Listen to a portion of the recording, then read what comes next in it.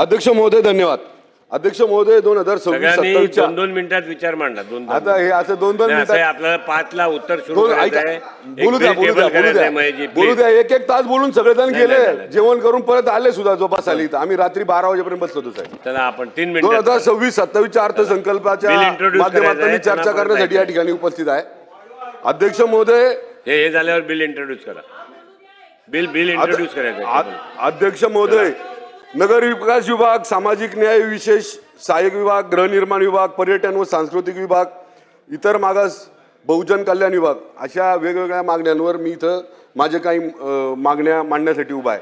अध्यक्ष महोदय, मी पिंपरी चिंचवड महानगरपालिकेतला एक लोकप्रतिनिधी म्हणून मी माझ्या शहरातल्या काही प्रमुख मागण्या या ठिकाणी मानतोय. त्याचबरोबर श्री क्षेत्र संत तुकाराम महाराज आणि श्री देऊ आणि जगद्गुरु संत ज्ञानेश्वर महाराजांचं ज्ञानेश आळंदी या माध्यमातून काही मागण्या मी या ठिकाणी मागणार आहे. अध्यक्ष महोदय, नगर विकासच्या माध्यमातून पिंपरी चिंचवड शहराकडे दुर्लक्ष केलं जात आहे. अध्यक्ष महोदय, मागल्या काही दिवसापासून आम्ही नगर विकासकडे काही प्रस्ताव महापालिकेनं इकडे पाठवलेले आहेत राज्य शासनाकडे. अध्यक्ष महोदय, पाणी पुरवठा आणि स्वच्छता या संदर्भामध्ये शहरातलं नागरीकरण वाढत असताना फार मोठ्या समस्या त्या ठिकाणी स्थानिक प्रशासनाला आणि विशेषतः तिथल्या नागरिकांना जास्त त्या भेडसावत आहेत.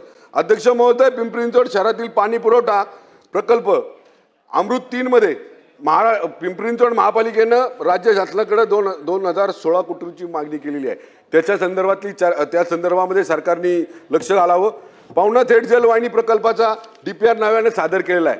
त्या संदर्भात सुद्धा 1015 कोटीची मागणी महापालिकेच्या माध्यमातून राज्य सरकारकडे केलेली आहे. त्याचा सुद्धा अंदाजपत्रकामध्ये सहभाग करून घ्यावा अशा संदर्भातली विनंती या निमित्तानं करतो. आंध्रा प्रकल्पातील 100 MLD पाणी पुरवठा योजनेसाठी 211 कोटीची मागणी ही सुद्धा या निमित्तानं शासनाने लक्षात घ्यावी. भामास्केटचा दुसरा टप्पा काम प्रगतीपथावर आहे. अध्यक्ष महोदय, त्याचा उर्वरित निधी उपलब्ध करून दिला तर तेही लवकर होईल. WTP 200 MLDचा प्रकल्प 6 कोटीचा निधी आवश्यक आहे. अध्यक्ष महोदय, स्काडा प्रकल्प अर्थात वॉटर बल्क मॅनेजमेंट प्रकल्पासाठी 46 कोटी रुपयाचा निधी महापालिकेनं राज्य शासनाकडे मागितलेला आहे. त्या संदर्भामध्ये राज्य शासनाने विचार करावा. भविष्यात शहराची गरज लक्षात घेता चासकामान आणि मुळशी धरणातनं पाणी शहराला कसं मिळेल या संदर्भामध्ये सुद्धा राज्य सरकारने त्यामध्ये लक्ष घालावं. अध्यक्ष महोदय, सांडपाणी व्यवस्थापन व पुनर्वसन प्रकल्प याच्यासाठी 1898 कोटीची मागणी महापालिकेनं राज्य सरकारकडे केलेली आहे. त्या संदर्भात सुद्धा राज्य सरकारने लक्ष द्यावं. इंद्रायणी व पावना नदी सुधारक प्रकल्प हे 2 भाग आहेत. त्यामध्ये इंद्रायणी नदीसाठी 960 कोटीचा निधी उपलब्ध करून देण्यासंदर्भातली भूमिका राज्य सरकारने घेतलेली आहे. तो निधी राज्य सरकारने महापालिकेकडे द्यावा. पावना धरणासाठी 953 कोटीचा निधी त्यामध्ये आहे. जुने 14 STP आणि त्यासाठी 251 कोटीचा रुपयाचा निधी राज्य सरकारकडं महापालिकेने मागितलेला आहे. या अनेक याच्या संदर्भामध्ये मागणी करत असताना पर्यावरण संवर्धन कचरा व्यवस्थापनाच्या मोशीला सगळ्या शहराचा कचरा येतो. अध्यक्ष महोदय, आजूबाजूच्या सगळ्या नगर परिषदेचा कचरा त्या ठिकाणी येतो. त्याचं फेज 2चं काम अर्धवट आहे. त्याच्यासाठी काही निधी महापालिकेने या ठिकाणी मागितलेला आहे. अध्यक्ष महोदय 2-3 मुद्दे आहेत. जरा आळंदी सुद्धा बोलायचे. अध्यक्ष महोदय, पहिल्यांदा आळंदी नगरपालिकेत बहुमतानं आळंदीमध्ये नगराध्यक्ष झाला. अध्यक्ष महोदय, पिंपरी चिंचवड शहरामध्ये PMRD, रेड झोन अशा वेगवेगळ्या माध्यमातून त्या ठिकाणी एरिया. अध्यक्ष महोदय 2च मिनिटात. अध्यक्ष महोदय, PMRDचा एक धाडसी निर्णय या सरकारनं या आपलं विधानसभेमध्ये घेतला होता. अध्यक्ष महोदय, PMRD मधल्या सगळ्या ज्या पण फ्री प्रॉपर्टी आहेत त्या फ्री होल्ड करण्यासंदर्भातला निर्णय घेतला होता. अध्यक्ष महोदय, तो निर्णय घेतला असून सुद्धा त्याची SOP कुठली तयार नाही. राज्य सरकारने कुठली नियमावली तयार केलेली नाही. अध्यक्ष महोदय, ते जर केलं तर 1 लाख कुटुंबाला अध्यक्ष महोदय त्याच्यामधनं आपल्याला त्यातनं बाहेर काढता येईल आणि त्या 1 लाख कुटुंबाला त्याचा न्याय देता येईल. अध्यक्ष महोदय, रेड झोन आणि ब्ल्यू लाईन याच्यामध्ये काही आरक्षण आहेत. अध्यक्ष महोदय, ती आरक्षण स्थानिक शेतकरी ही महापालिकेला किंवा कलेक्टरांना ती हँडओव्हर करत नाहीत.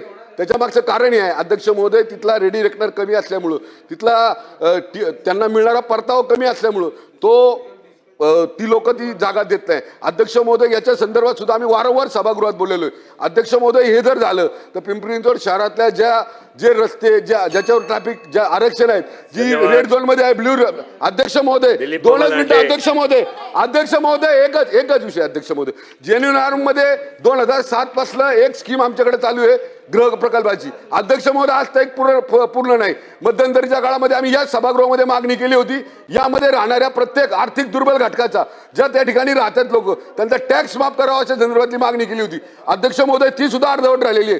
ती पूर्ण करण्यासंदर्भातली मी आज या निमित्तानं मागणी करतो. अध्यक्ष महोदय, आळंदी नगरपालिकेचा एक विषय आहे. आळंदी नगरपालिकेमध्ये संत ज्ञानेश्वर महाराजांची ही भूमी आहे. याच्यामध्ये आळंदी नगरपालिकेची आता प्रत्येक वेळेस आळंदी नगरपालिकेतली भूमिका मांडण्यासाठी आळंदी नगरपालिकेतला नगर परिषदेचा नगर अध्यक्ष या ठिकाणी येऊ शकत नाही. पण त्यांनी काही मागण्या नगर विकास विभागाकडे केलेल्या आहेत. प्रशासकीय इमारतीची मागणी आहे, पाणी शुद्ध मिळावं, ड्रेनेज प्रकल्प त्या ठिकाणी राबवले जावेत, पाणी पुरवठा योजना राबवली जावी, वॉटर मीटर बसवले जावे. अध्यक्ष महोदय, इथं फार मोठ्या कार्तिक एकादशी आणि आषाढी एकादशी होतात. अध्यक्ष महोदय, या ठिकाणी अध्यक्ष महोदय दोनच मिनिटं. अध्यक्ष, दोन मुद्दे राहिले, दोन मुद्दे. अध्यक्ष महोदय, दोन मुद्दे राहिले, दोन मुद्दे फक्त. 5 ला रिप्लाय सुरू करायचा आहे. अध्यक्ष महोदय, 5 वाजता रिप्लाय सुरू करायचा आहे ना बाबा. 2027च्या अर्थसंकल्पातील मागण्यावरील नगरविकास व गृहनिर्माण लिहून देऊन टाका, लिहून द्या ना. तर कसं करणार मामा? चला ठीक आहे, बसा, मांडू द्या त्याला. मग आता सगळ्यांना पाहिजे तेवढी वेळ. संत ज्ञानेश्वर महाराजांच्या आळंदीमध्ये पावनभूमीमध्ये अध्यक्ष महोदय आषाढी एकादशी आणि कार्तिक एकादशीला अनेक भाविक त्या ठिकाणी येतात. अध्यक्ष महोदय, त्या ठिकाणी नगर परिषदेचा निधी कमी पडतो. अध्यक्ष महोदय, राज्य सरकारने त्या ठिकाणी निधी दिला पाहिजे. अध्यक्ष महोदय, आळंदीमध्ये वाढत्या वेळेत असणाऱ्या ज्या पण काही समस्या आहेत त्याच्या संदर्भामध्ये राज्य सरकारने निधी दिला पाहिजे. अध्यक्ष महोदय, त्या ठिकाणी तीर्थक्षेत्रामध्ये सीसीटीव्ही बसवले पाहिजे. अध्यक्ष महोदय, या ठिकाणी माझ्या शेजारी काही बसलेले आहेत, त्यांच्या रयतेचे राजे छत्रपती शिवाजी राजे यांची पत्नी आदरणीय इंगळे परिवारातील गुणवंतता इंगळे यांची 15 एप्रिल 1656 रोजी झालेल्या ऐतिहासिक विवाह सोहळ्यास 370 वर्ष पूर्ण होतात. अध्यक्ष महोदय, त्या निमित्तानं सुद्धा महाउत्सव त्या ठिकाणी व्हावा अशा संदर्भातली मागणी मी या ठिकाणी करतो. धन्यवाद. धन्यवाद. राजेश मोठे. अध्यक्ष महोदय, 2026